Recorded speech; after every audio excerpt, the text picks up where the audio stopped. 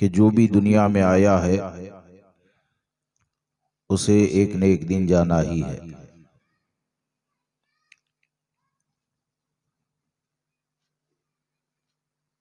और मौत ये ऐसी मुसल्लमा हकीकत है,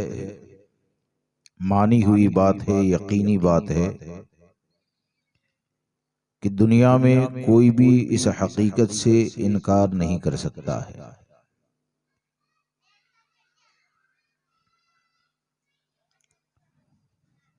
हमारे अईज़ व अक़रबा, हमारे रिश्तेदार, बाप दादा, दूसरे न जाने कितने हैं, कितने दुनिया से रुखसत हो गए। कल वो इस जगह पर थे, आज वो कब्र में हैं, कल हम कब्र में होंगे, यहां पर कोई और होगा।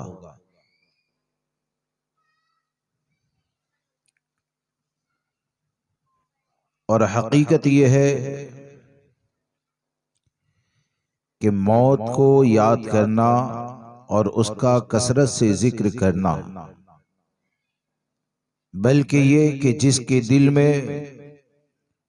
मौत का तसव्वुर दायमी तौर पर जिंदा हो जाए तो यकीनन मौत का तसव्वुर दिल में जिंदा हो जाना ये कब्र की रोशनी का जरिया है और मैदान महशर में निजात का जरिया है। लेकिन आज माहौल ऐसा हो गया और कई बार आप देखेंगे, महसूस करेंगे कि हमारे घर के अंदर अगर मौत के हवाले से बात भी होती है,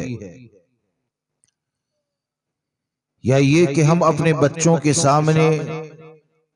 अपनी मौत का अगर जिक्र करते हैं तो लोग ये समझते हैं कि मौत का जिक्र नहीं करना चाहिए। हालांकि आकाए करीम रऊफ रहीम सल्लल्लाहु ताला अलैहि वसल्लम ने हम गुलामों को कसरत से मौत को याद करने का हुक्म दिया, क्योंकि जो बंदे मोमिन कसरत से और बहुत ज्यादा मौत को याद करेगा, कब्र को याद करेगा, तो कब्र और मौत को याद करना ये उसकी ख्वाहिशात को, उसकी लिज्जतों को तोड़ने का जरिया होता है। और ख्वाहिशात जब कम हो जाएगी तो ख्वाहिश के कम होने की बुनियाद पर मौत की फिक्र और कब्र की फिक्र एक बंदे मोमिन को नेकियों की तरफ आमदा कर देती है और वो एक कामयाबी जिंदगी गुजारता है। लेकिन आज माहौल ऐसा है कि अगर आदमी इबरत हासिल करना चाहे तो इबरत के लिए अगर हम यहां से 2 किलोमीटर तक अगर निकले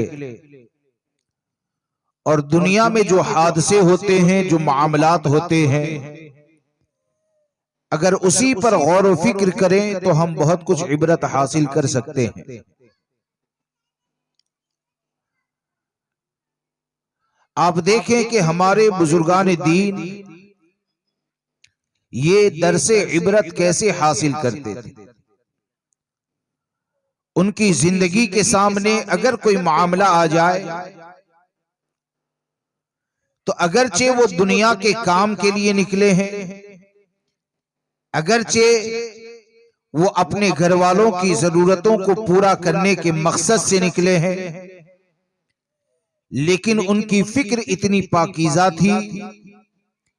कि दुनिया के मामले को लेकर निकलते थे, लेकिन उनकी दीनदारी में तरक्की हो जाया करती थी। एक मिसाल मैं आपको देता हूं कि एक बुजुर्ग के बारे में, एक अल्लाह के वली के बारे में मैंने पढ़ा कि उनके बारे में एक किताब में मैंने ये पढ़ा कि वो कपड़े के ऊपर कढ़ाई का काम किया करते थे, कढ़ाई का काम किया करते थे और अच्छे उसके कारीगर थे और रिज़्क़े हलाल का जरिया उनका वो था। वो अच्छे से मेहनत करके वो कपड़ा तैयार करके बेचने के लिए ले जाते हैं और जब दुकानदार के पास पहुंचे, उनसे बेहतर वो कारीगर था। उसने कपड़े को गौर से देखा और इन्होंने जो कीमत मांगी थी ना, वो कीमत देने से इनकार कर दिया और ये कहा कि तुम्हारी बनावट में ये कमजोरी है और तुम जो कीमत मांगते हो ना, ये कपड़े की कीमत वो नहीं हो सकती, ये काम की कीमत नहीं हो सकती। जब उन्होंने ये सुना तो वो ज़ारो कतार रोने लगे। इतने ज्यादा रोए कि वो खरीदने वाले को, वो बुजुर्ग पर रहम आ जाता है और वो खरीदने वाला ये कहता है कि आप इतने ज्यादा मत रो, आपने जो कीमत मांगी थी ना, वही कीमत आपको दे दी जाएगी, लेकिन आप रोना बंद कर दो। अब आप देखें कि खरीदने वाला तो ये समझता है कि अपनी मेहनत जाये होने की बुनियाद पर या मेहनत का बराबर मुआविजा न मिलने की बुनियाद पर ये रो रहे हैं, लेकिन हकीकत यह है कि वो बुजुर्ग ने ये कहा कि कम कीमत तुमने देने के बारे में कहा ना, उस पर मैं नहीं रोता, बल्कि जैसे ही तुमने मुझे ये कहा कि तुमने जो कुछ भी काम किया है, तुम्हारे काम में ये कमजोरियां पाई जाती है, तो फौरन मेरे दिल के अंदर ये ख्याल आया कि मैं भी इंसान हूं, तू भी इंसान है, मैं भी ये काम करना जानता हूं, तू भी ये काम करना जानता है।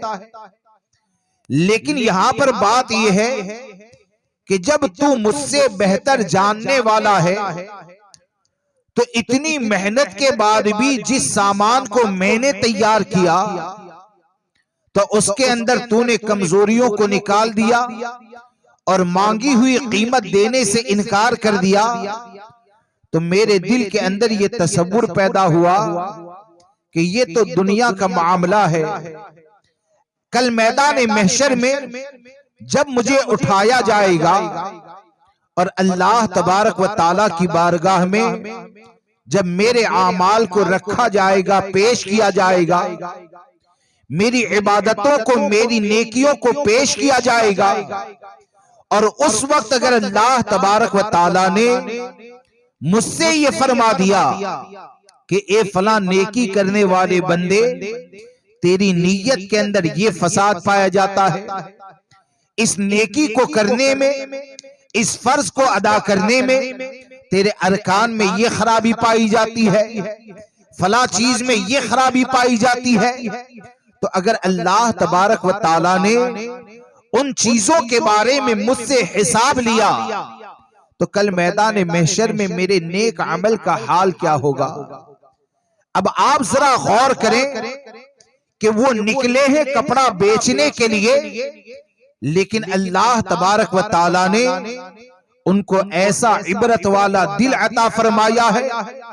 कि जाते हैं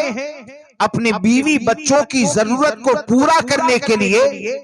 लेकिन कपड़े की कीमत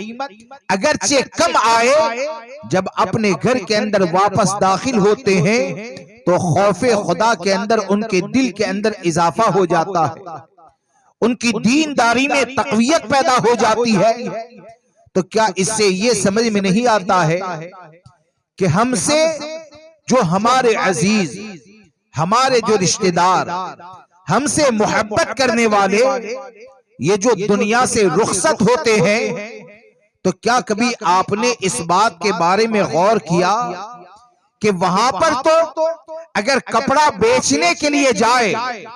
तो उनका दिल ऐसा इबरत वाला कि दिल जिंदा है, मजीद उसके दिल में नूरानियत पैदा हो जाती है। और हमारे यहाँ हाल ये हो गया कि बाप का इंतकाल हो जाए, दादा का इंतकाल हो जाए, दादी का इंतकाल हो जाए, बीवी बच्चों का इंतकाल हो जाए, वो दुनिया से जाने वाला अगर दुनिया की मोहब्बत में गिरफ्तार था, वो दुनिया से जाने वाला अगर नमाजों को छोड़कर जिंदगी गुजारने वाला था, वो दुनिया से जाने वाला अगर अल्लाह के जिक्र से गाफिल होकर जिंदगी गुजारने वाला था, तो क्या कभी उसको देखकर जैसे ही अईज़ो अक़रबा में से रिश्तेदार में से किसी का इंतकाल हो गया, तो कितने बेटे ऐसे हैं कि जिसके दिल के अंदर ये तसव्वुर जिंदा हो जाए कि मेरा बाप तो दुनिया से चला गया, फराइज से गाफिल होकर चला गया, ये मकान तो छोड़ा है, प्रॉपर्टी तो छोड़ा है, माल और दौलत तो छोड़ा है, मुझे कारोबार सेट करके दे तो दिया है, लेकिन क्या कभी तुम्हारा दिल इस बात पर जिंदा हो जाता है कि जिस तरह मेरा बाप आज दुनिया से गया है, मेरा रिश्तेदार दुनिया से गया है, तो कब्र में जाने के बाद उसे दुनिया में छोड़ा हुआ माल काम नहीं आएगा, दुनिया में छोड़ी हुई औलाद काम नहीं आएगी, दुनिया में छोड़े हुए प्रॉपर्टी काम नहीं आएगी, बल्कि कब्र में जाने वाला जब कब्र में दाखिल होता है तो उसकी कब्र में अगर काम आता है तो ईमान की सलामती के साथ जाना काम आता है। कब्र में जाने के वाले को अगर कब्र में काम आता है तो शरीयत मुतहरा की पाबंदी करना काम आता है। तो क्या कभी ये दुनिया से जाने वालों को देखकर हमारा दिल ऐसा इबरत वाला बन गया कि हमने अपने गुनाहों से तौबा कर ली, हम शरीयत मुतहरा के पाबंद बन गए? बहुत बड़े ईसाले सवाब का जरिया ये है कि एक माँ अगर दुनिया से चली जाती है, अगर बाप का इंतकाल हो जाता है और बेटा अगर दाढ़ी मुंडा है और वो ये चाहता है कि उसकी कब्र में उसके बाप को फायदा हो, उसकी माँ को फायदा हो, तो सही तो ये है कि ईसाले सवाब का बेहतर जरिया ये है कि वो अपने चेहरे पर सुन्नते मुस्तफा सजाए। ईसाले सवाब का बेहतर जरिया ये है कि अपने गुनाहों से तौबा करें और गुनाहों से तौबा करने के बाद वो जैसे मुत्तकी बन जाएगा। तो आकाए करीम सल्लल्लाहु ताला अलैहि वसल्लम ने जिन जगहों पर ईसाले सवाब के मामलात को बयान फरमाया, जिन जगहों पर आकाए करीम सल्लल्लाहु ताला अलैहि वसल्लम ने ईसाले सवाब की सूरतों की तालीम अता फरमाई, वहां पर हमारे आका ने ये बताया कि दुनिया से जाने वाला जब जाता है ना, तो हमारे आका सल्लल्लाहु ताला अलैहि वसल्लम ने ईसाले सवाब के हवाले से ये बताया कि अव्वलदुन सालिह, यानी वो नेक लड़का जो अपने बाप के लिए अपनी माँ के लिए दुआ करता है।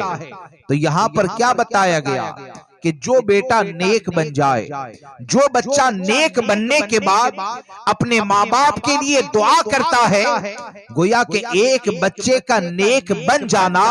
वो जमीन के ऊपर गुनाहों से तौबा करके चलता है, वो जमीन के ऊपर शरीयत की पाबंदी करते हुए चलता है, तो वो जमीन पर नेक बनता है और उसकी नेकियों की बरकतें उसके वालिदैन को कब्र में अता की जाती है। तो ये ईसाले सवाब का तरीका है। होना ये चाहिए कि और जो ईसाले सवाब के तरीके हैं, यानी गरीबों को खाना खिलाना, गरीबों को खाना खिलाना, गरीबों को खाना खिलाकर ईसाले सवाब करना, ये ईसाले सवाब का एक तरीका है। लेकिन ये कि सबसे बेहतर ईसाले सवाब के तरीकों में से एक तरीका ये है कि उनकी आने वाली नस्लें अपनी जिंदगी को ऐसे तब्दील कर दे कि उनकी दुनिया से जाने से इबरत हासिल करते हुए अपनी जात को अगर नेक बना देती है, अगर शरीयत मुतहरा का पाबंद बना देती है, तो शरीयत का पाबंद हो जाना ये अपने माँ बाप के लिए, दादा दादी के लिए, अपने आबा व अजदाद के लिए ईसाले सवाब का एक बेहतरीन जरिया होता है। तो इसलिए हमको ये चाहिए कि ये जो दुनिया से जाने वाले हैं ना, उनकी जिंदगी से, उनकी मौत से सबक हासिल करें और उनकी जिंदगी में जो कमजोरियां पाई जाती थी वो हमारी कमजोरियां न रहने दें, बल्कि नेक बने, अपने गुनाहों से सच्ची तौबा करें। आप देखें कि अगर सिर्फ इतना रह जाए, हाँ, जिस तरह के आज चलन बन गया, पहले तो ऐसा था कि हमने ये बचपन में देखा भी है। आगे से आ जाए, कुछ लोग पीछे आए तो वो भी बैठे ना,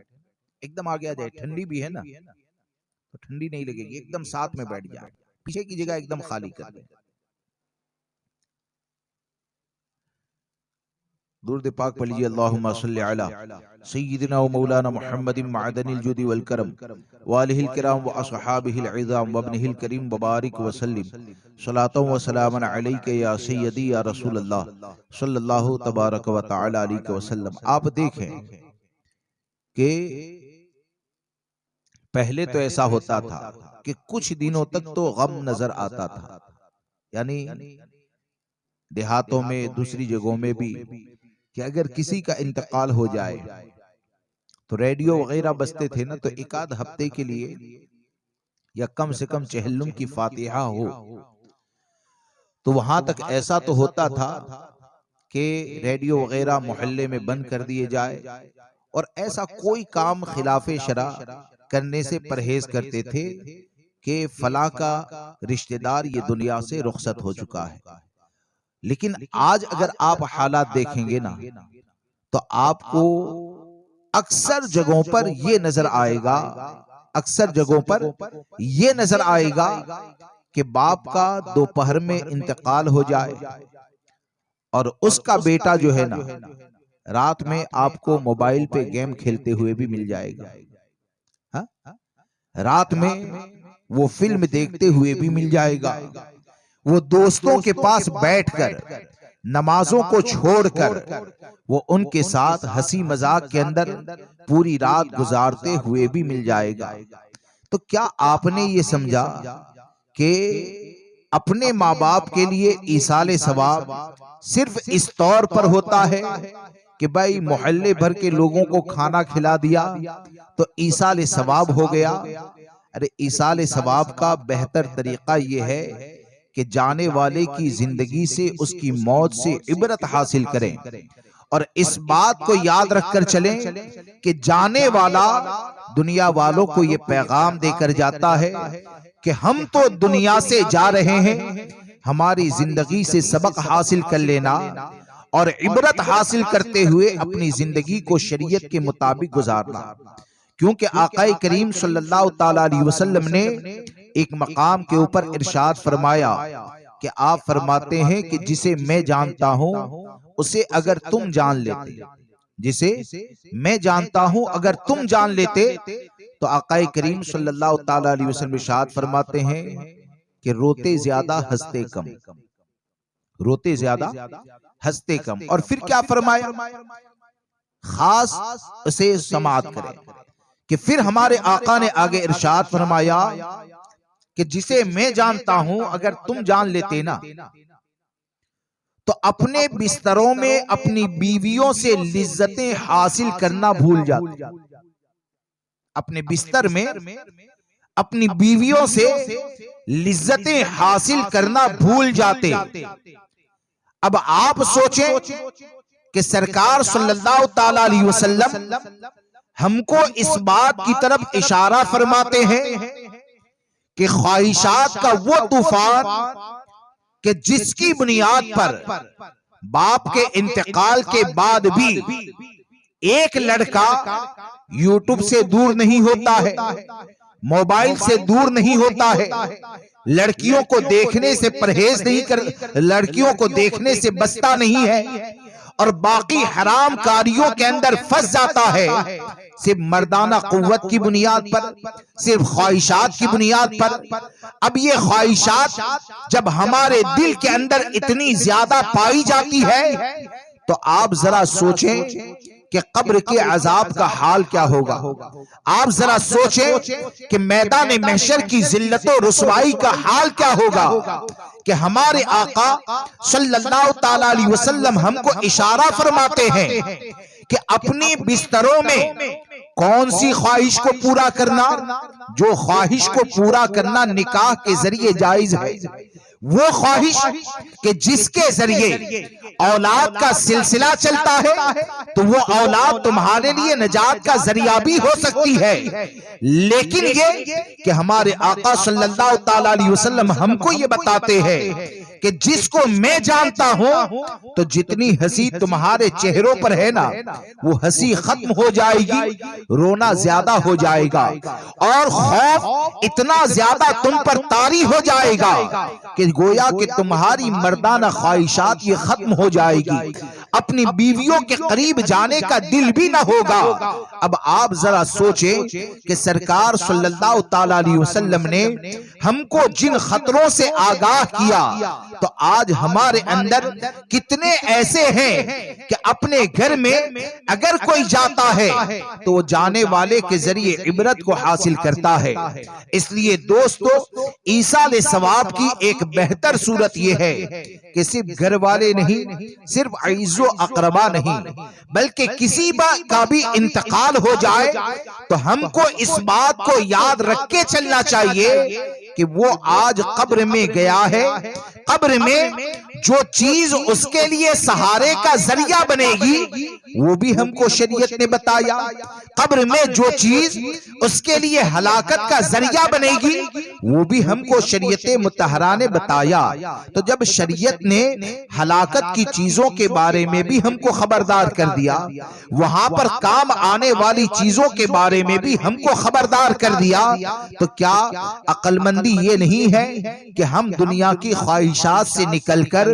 उन चीजों की तैयारी करें, उन चीजों के बारे में फिक्र करें कि हमारी मौत अगर कभी भी आ जाए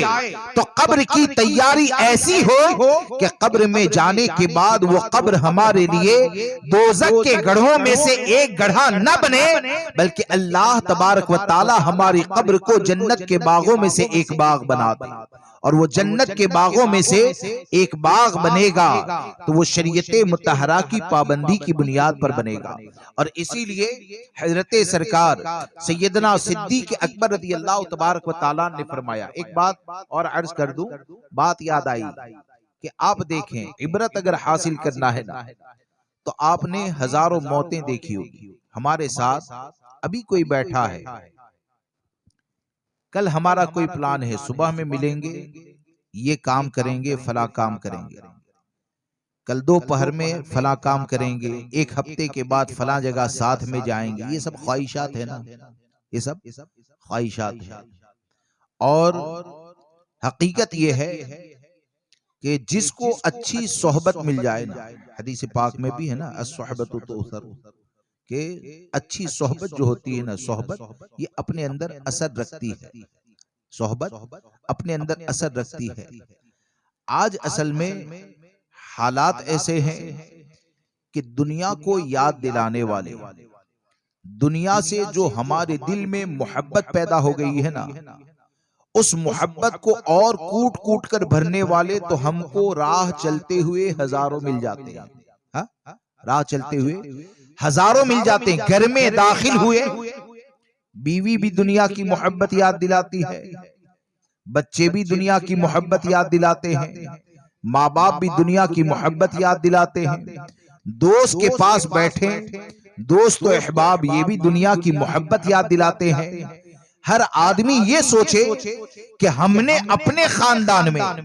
हमने अपने दोस्त अहबाब में कितने ऐसे लोगों को पैदा किया कि जो तुमको दुनिया की मोहब्बत से दूर करके आखिरत की मोहब्बत याद दिलाए, आखिरत की फिक्र याद दिलाए। आपने कभी सोचा इस बात के बारे में कि 2 दिन के बाद अगर घर के अंदर खर्च खत्म होने वाला है तो बीवी 1 हफ्ता पहले हमको बता देती है कि देखो पैसे का इंतजाम करके रखना, 1 हफ्ते के बाद खर्च खत्म होने वाला है। हमको 1 हफ्ते के बाद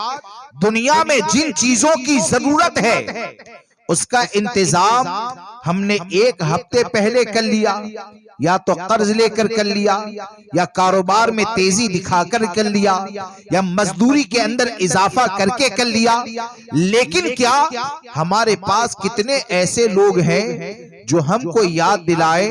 कि 1 हफ्ते के बाद तेरी जो जरूरतें पेश आने वाली है ना,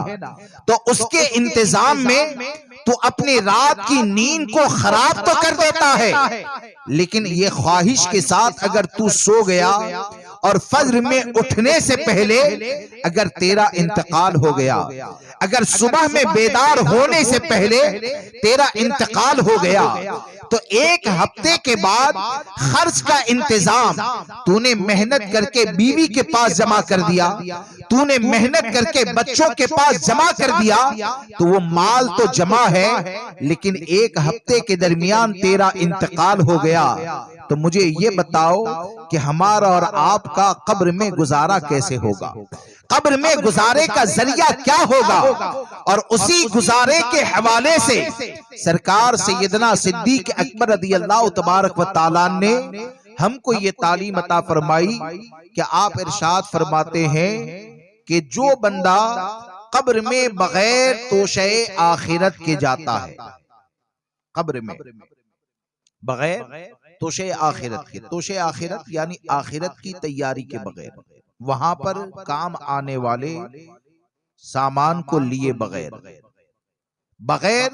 तोशे आखिरत के कब्र में जाता है, तो सरकार सैयदना सिद्दीक अकबर रज़ियल्लाहु तबारक व तआला वो ये फरमाते हैं कि बगैर आखिरत की तैयारी के कब्र में जाने वाला ये ऐसे ही होता है जैसे कि बगैर कश्ती के समंदर में जाने वाला, जैसे बगैर कश्ती के जो समंदर में जाता है ना, तो उसकी हलाकत जो यकीनी होती है, सिद्दीक अकबर रज़ियल्लाहु तबारक व तआला फरमाते हैं इसी तरह बगैर अमल सालेह के, बगैर नेक अमल के, बगैर आखिरत की तैयारी के जो कब्र में जाता है, तो गोया कि वो हलाकत की तरफ जाता है। तो मैं ये अर्ज करना चाहता हूं कि हमें और आपको चाहिए कि हम अपनी दुनिया के लिए जितनी तैयारी करते हैं, एक हफ्ते के बाद आने वाले लम्हात के हवाले से, 18 साल के बाद बच्चों की शादी करनी है उसके हवाले से, 1 साल के बाद रिश्ता तय करना है उसके हवाले से, हमारे दिल के अंदर जितनी फिक्र पाई जाती है, काश कि हमारे दिल में, हमारे बीवी बच्चों के दिल में ये तसव्वुर पैदा हो जाए कि ये तो 1 साल के बाद तैयारी की बात है,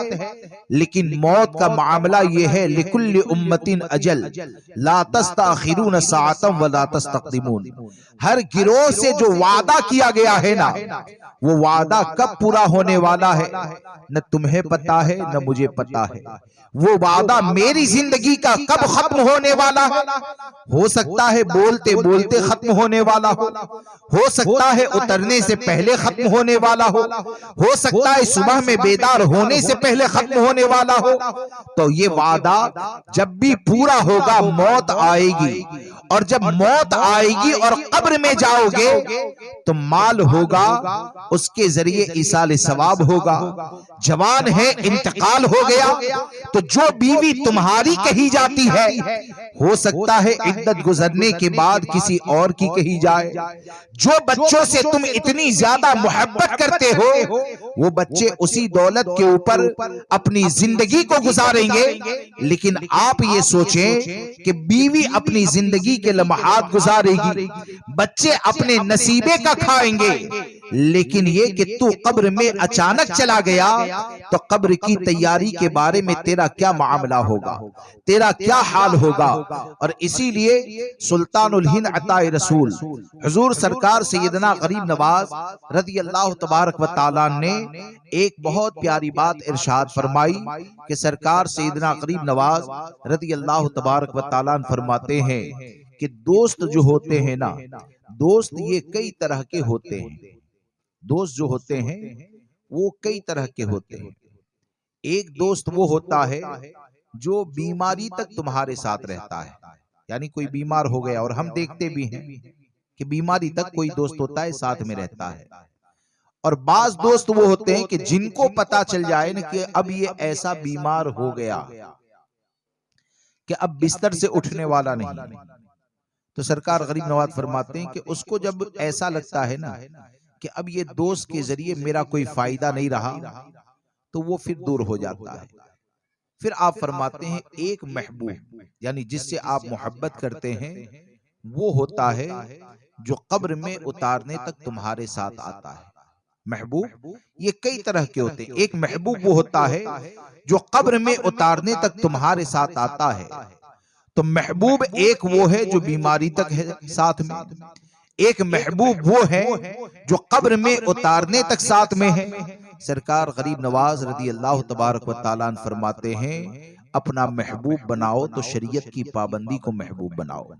अपने महबूब बनाओ तो नेक अमल को महबूब बनाओ। क्यों कि अगर तुम शरीयत की पाबंदी को पसंद करोगे, महबूब बनाओगे, जिंदगी भर नेक अमल करते रहोगे, तो सरकार गरीब नवाज फरमाते हैं जो दोस्त की सूरत में महबूब है बीमारी के बाद दूर हो जाएगा या कब्र में उतारने के बाद दूर हो जाएगा। और ये सब महबूब जब दूर हो जाएंगे तो अगर तूने शरीयत की पाबंदी से मोहब्बत की होगी तो वही महबूब तेरे लिए कब्र की तन्हाई में रोशनी का जरिया हो जाएगा। वही महबूब तेरे लिए कब्र में तेरे लिए सुकून और इत्मीनान का जरिया बन जाएगा। इसलिए दोस्तों, दुनिया से जाने वाले ये जाते हैं,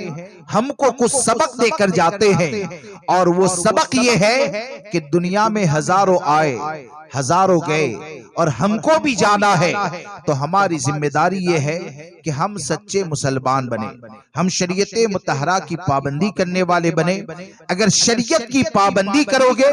अपनी जिंदगी का हिसाब करते रहोगे,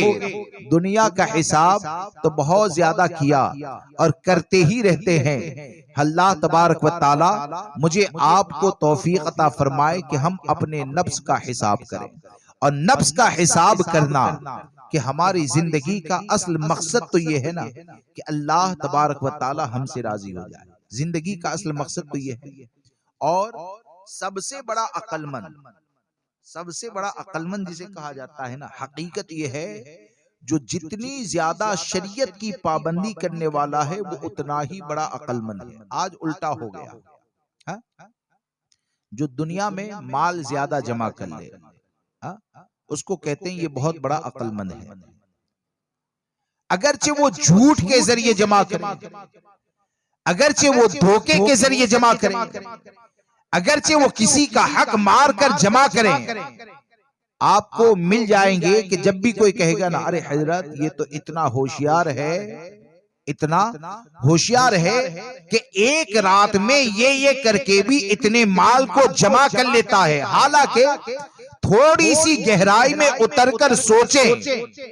तो आपको ये समझ में आएगा कि जो झूठ बोलकर माल को जमा करता है तो उसने दुनिया में माल को जमा तो किया, लेकिन क्या झूठ बोलने की बुनियाद पर मैदान महशर की जिल्लत ये दुनिया का माल बचा पाएगी? अगर उसने माल को गसब कर लिया और किसी का माल खा लिया तो ये समझा जाता है कि एक रात में ये इतना अक्लमंद है कि इतना ज्यादा मालदार हो गया। तो आप मुझे बताओ, कल मैदान महशर में उसी गसब की हुई जमीन को, उसी गसब किए हुए माल को उसके गले के अंदर तोक बना दिया जाएगा, अजाब का जरिया बना दिया जाएगा, तो क्या उसे अक्लमंद कहा जाता है? हकीकत यह है कि अक्लमंद वो होता है जो अपनी अक्ल के जरिए, अक्ल सलीम के जरिए अपनी आखिरत को तबाही से बचा लेता है, जो अपने अक्ल सलीम के जरिए अल्लाह की अता करदा तौफीक से अपनी आखिरत को तबाही और बर्बादी से बचा ले, तो वो अगरचे जिंदगी भर में एक झोपड़ा ही बना पाएगा,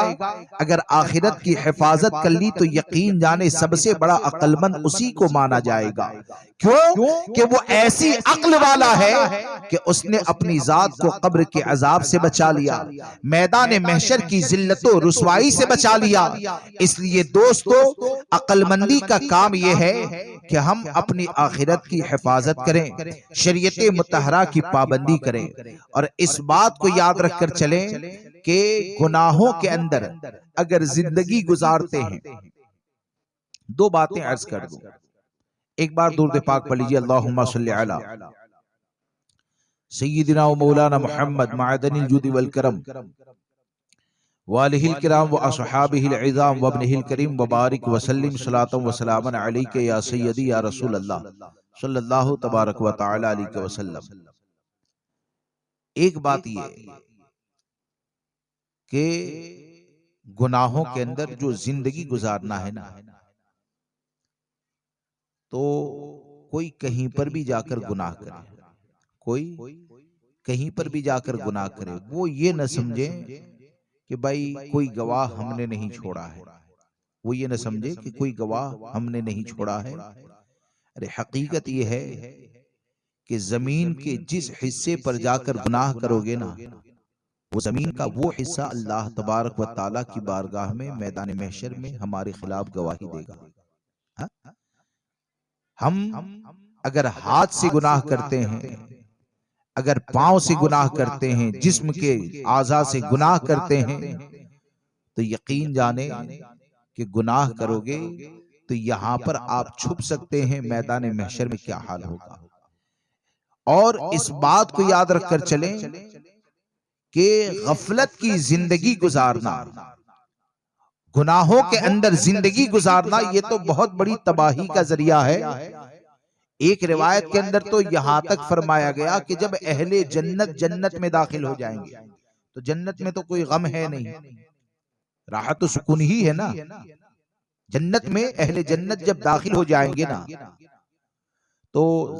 जन्नत के अंदर मुख्तलिफ दर्जे हैं, कोई नीचे दर्जे में है, कोई ऊपर है, कोई जन्नतुल फिरदौस में है, कोई आला इल्लीयीन में है। ये मुख्तलिफ दर्जे हैं जन्नत के, और जिसका जो मकाम और मर्तबा उस हिसाब से उसके दर्जे होंगे। अब एक रिवायत के अंदर यहां तक फरमाया गया कि जब जन्नती जन्नत में दाखिल हो जाएंगे, तो जन्नत में वो दाखिल होने वाले लोग, हदीस पाक का खुलासा, जन्नत में वो दाखिल होने वाले लोग कि जिन्होंने अपनी जिंदगी के चंद लम्हे गफलत में गुजारे होंगे, अल्लाह के जिक्र से गाफिल होकर गुजारे होंगे ना, तो जन्नत में दाखिल होने के बाद भी अल्लाह की नेमतों को जब वो देखेंगे ना, तो जन्नत में दाखिल होने के बाद वो अफसोस करेंगे कि काश कि हमने दुनिया की जिंदगी में गफलत में दिन न गुजारे होते, गफलत में वक्त न गुजारा होता। क्यों अफसोस करेंगे? कि जब जन्नत के अंदर आला मकाम वालों को देखा जाएगा, अल्लाह तबारक व ताला की नेमतों को देखा जाएगा, तो वो ये सोचेगा कि मैंने फला लम्हा जो गफलत में गुजारा, अगर गफलत में न गुजारता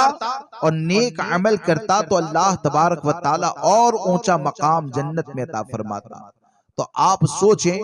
कि जन्नत मिल जाने के बाद भी जब गफलत में लम्हा गुजर जाए, तो मिलने के बाद भी जब अफसोस करेगा, तो वो बंदा जो हराम कारियों में जिंदगी गुजारता है, गुनाहों के अंदर जिंदगी गुजारता है, अगर उसे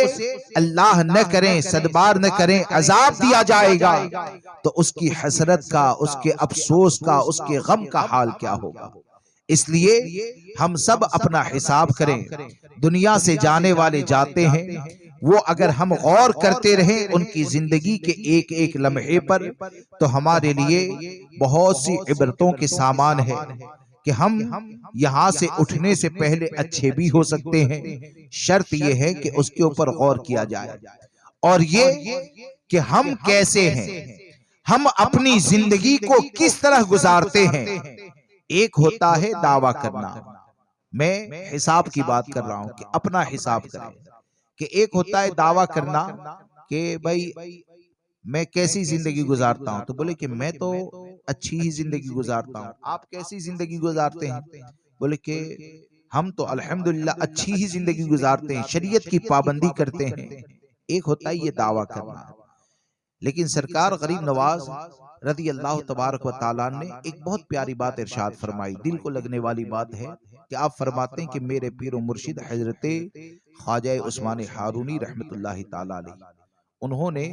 हजरत कुतुबुद्दीन बख्तियार काकी रहमतुल्लाहि ताला अलैह को एक खत लिखा। उन्होंने नहीं, आप फरमाते हैं कि मेरे पीर व मुर्शिद ख्वाजा उस्मान हारूनी रहमतुल्लाहि ताला अलैह, उन्होंने मुझसे ये फरमाया कि कोई बंदा अगर ये जानना चाहता है कि उसका रब उससे राजी है या नाराज है, उसका रब उससे राजी है या नाराज है, तो उन्होंने ये बताया कि उसे अपनी जिंदगी में ये देखना चाहिए कि वो अपनी जिंदगी को शरीयत की पाबंदी के साथ गुजारता है कि नहीं, हराम कामों से बचकर गुजारता है कि नहीं। आप फरमाते हैं कि जिस बंदे को ये नजर आए कि मैं अपनी जिंदगी को नेक अमल के साथ गुजार रहा हूं, गुनाहों से बचकर गुजार रहा हूं, तो सरकार गरीब नवाज फरमाते हैं कि मेरे पीर मुर्शिद ने फरमाया कि ये इस बात की दलील है कि इस बंदे से उसका रब राजी है, इस बंदे से उसका रब राजी है। और दलील क्या है? फिर सरकार गरीब नवाज ने फरमाया, एक लौंडी का वाकया जिक्र फरमाया जो मुत्तकिया थी, बल्कि वलिया भी कह सकते हैं कि सरकार गरीब नवाज फरमाते हैं कि एक लौंडी थी, यानी उस वक्त तो उस जमाने में गुलामी का भी मामला चलता था, नहीं गुलाम भी रखे जाते थे, बांदियां रखी जाती थी। तो सरकार गरीब नवाज फरमाते हैं वो रोजाना रात में अल्लाह की इबादत करती थी, और इबादत करने के बाद रात में उठकर जब नमाज पढ़ती तो वो रब की बारगाह में दुआ करती थी कि या इलाहल आलमीन, तू मुझसे राजी है, मुझसे नाराज मत होना। उसके मालिक ने एक बार सुन लिया, क्योंकि अल्लाह तबारक व ताला मुझसे राजी है, ये दावा करना ये बहुत बड़ा दावा है।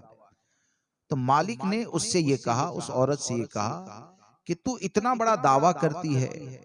कि अल्लाह तबारक व ताला तुझसे राजी है, इतना बड़ा दावा तू कैसे कर सकती है, उस पर तेरे पास दलील क्या है? तो वो ये कहती है कि उस पर दलील ये है कि मैं तो रात में इशा की नमाज पढ़कर सो जाती हूँ, मैं तो रात में इशा की नमाज पढ़कर सो जाती हूँ, और जब रात में इशा की नमाज पढ़कर सो जाती हूँ ना, तो मेरा रब